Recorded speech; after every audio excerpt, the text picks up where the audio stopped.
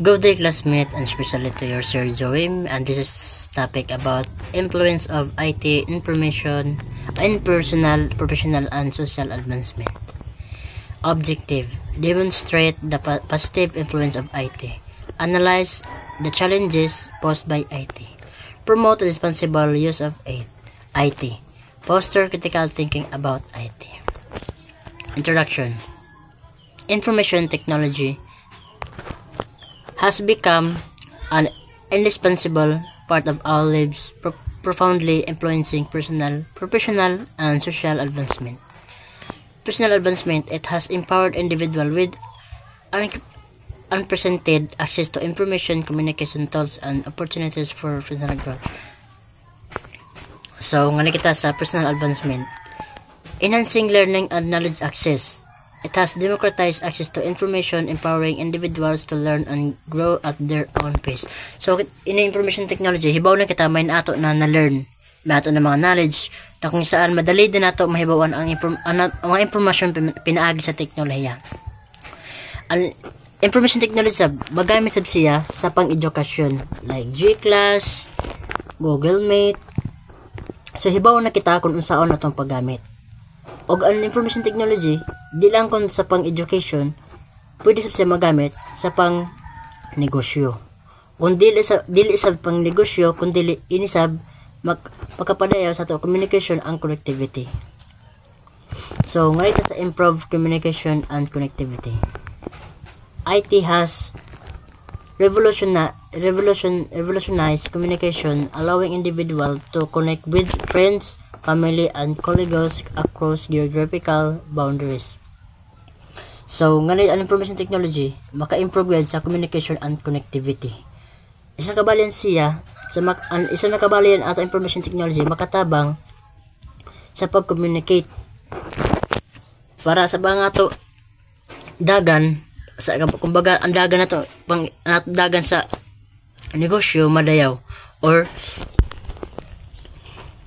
madali na nato ma-improve ang ato pagkikipag-communicate sa mga tao. So, ang nganita part sa enhancing productivity and efficiency, ngayon ni masabtan na mas madayaw gibaya na may productivity and efficiency ang ato information technology. So, ako na ibasahon. Tools have significantly increased personal productivity and efficiency, from email and calendar application to task management software. Individuals can now streamline their daily tasks, manage their time effectively, and achieve more in less time. An information technology, yaoy siya enhance productivity and efficiency. Pero ang gilaong na siya tools. Ang information technology na ay sa tools. So, unsa di ay tools ng ato information technology? Nabasa nato, email, calendar application later. So, unsaon nato pag-improve communication and connectivity kung wala tay application? Unsaon nato pag-improve communication and connectivity kung wala tay application, calendar, or email? Mag-unong ato application kung wala pud tay email. So, according to my research, ang tools guide ng IT or ang tools guide ng information technology, yaon search engine. So, unsa di ay ang search engine? Like Google, Twitter, Instagram, Skype, og uban pa na mga social apps o social kumbaga application. Unsaon na to pag-improve communication kung wala tay apps, wala tay email? Like for example, unsaon pod nato ang application kung wala tay email? Dili ma-improve ato communication og di kita makakonek sa ato mga kauban o sa ato mga pamilya kung waray tools ang ato information technology. Og isa pa, unsaon nato pag-communicate na kung walay ato email? Nata application, ato tanang cellphone may mga application. Apangutana, unsaon na to pag-improve kung wala tay email? So, enhance productivity gid ng ato, ina-efficiency gid ng ato information is bago pa siya magawas na information is ilan nakabali gina kuan ini na mga kuan. Kumbaga ilan nakabali gipan seminar addition nila magawas na pa ilagay pang himo na mga email, calendars, application. So, useless kabali gapon ang information technology kung wala tay email.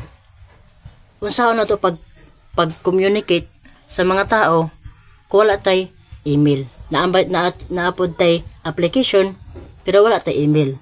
Naapod tay email pero wala tay application. So useless gihapon ang ato information technology kung wala say tools. So amen siya nga ni ang ako part. So, good evening. I am Christine Jenny Herada. I will be tackle about the professional advancement.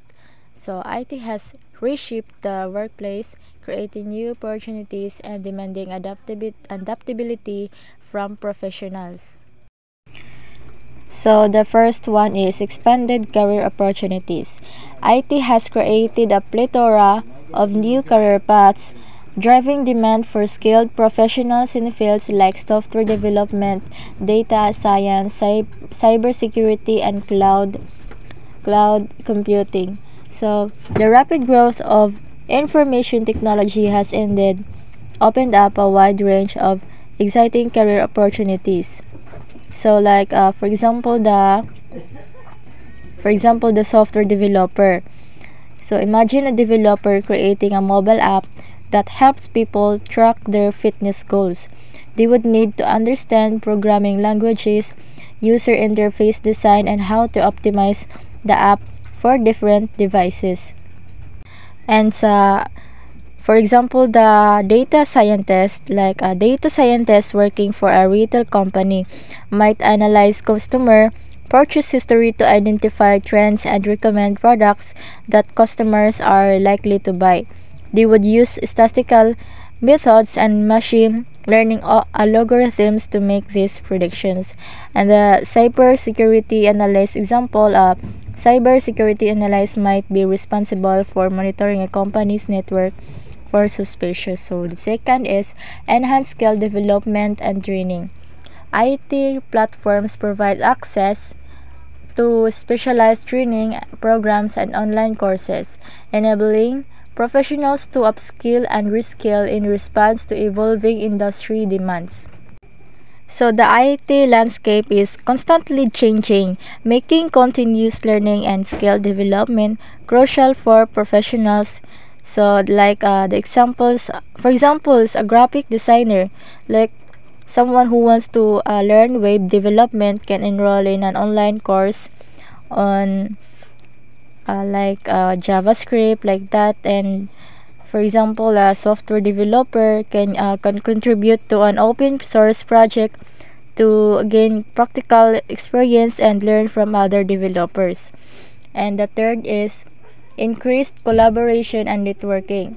IT tools have facilitated seamless collaboration and networking among professionals. Online platforms like LinkedIn and Slack connect individuals, psychologists, mentors, and industry leaders, creating opportunities for knowledge sharing, professionals development, and career advancement.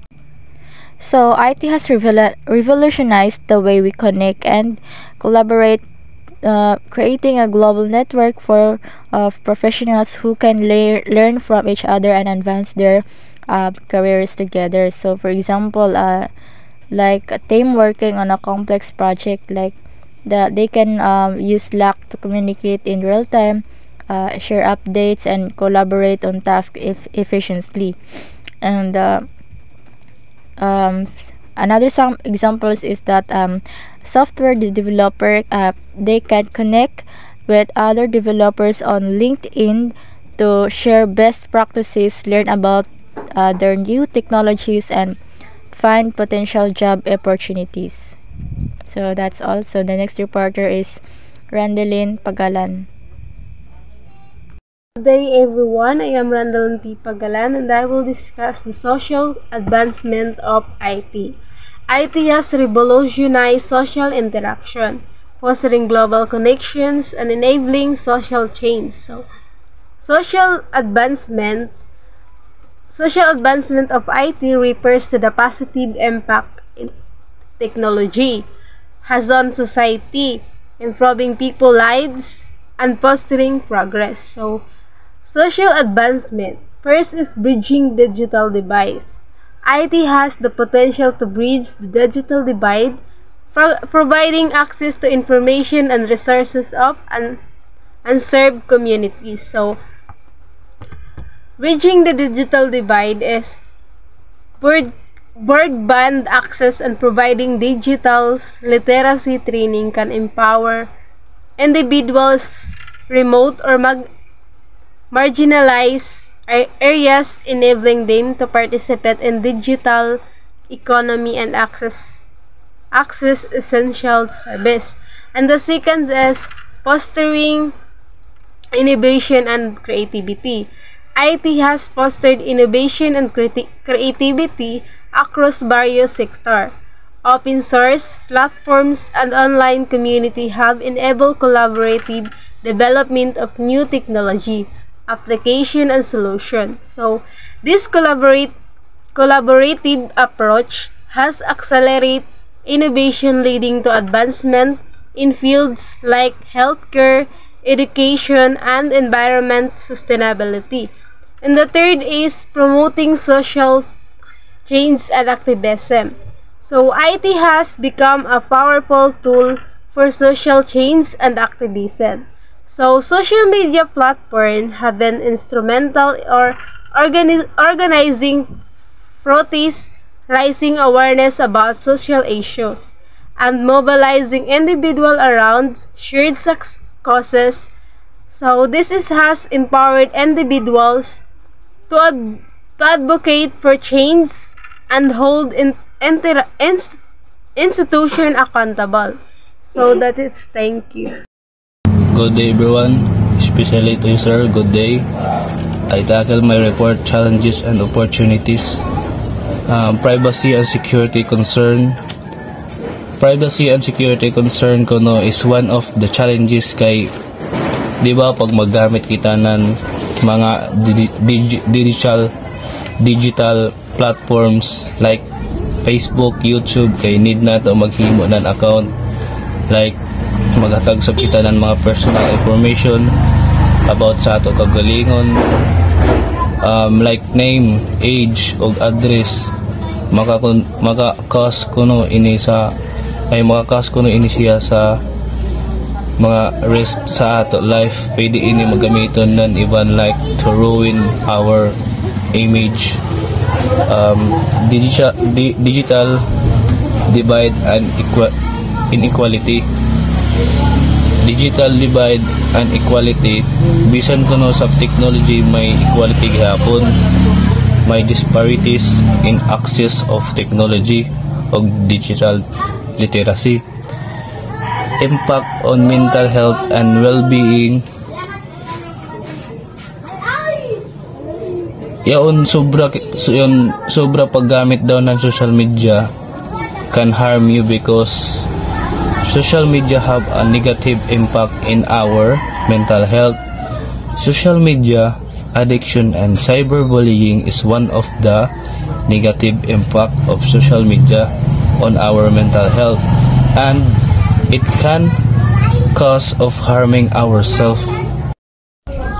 Conclusion: IT has undeniable transformed our world. It influencing personal, professional, and social advancement in profound ways. It has created new opportunities for learning, communication, career development, and social change. However, it is crucial to address the challenges associated with IT, including privacy concern, digital inequality, and the potential negative impact on mental health by harnessing the power of IT responsible and thoughtfully. We can create a more equitable, innovation, and connected world.